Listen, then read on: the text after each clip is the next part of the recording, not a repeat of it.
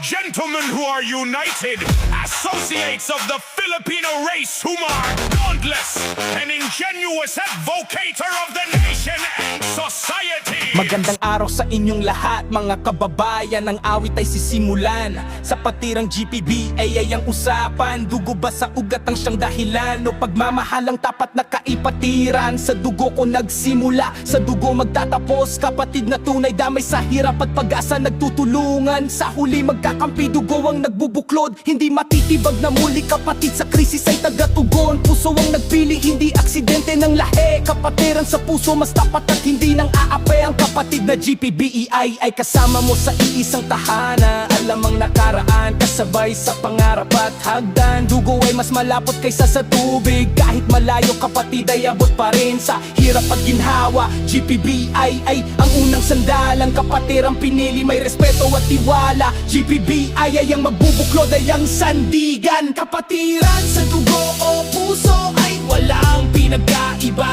Kung pagmamahal at respeto ang siyang mangunguna. Ang weight ay nagpapakita na ang tunay na kapatiran ay hindi lamang nasusukat sa dugo, kundi higit sa tapat na pagmamahalan, pagdamay at respeto sa isa't isa.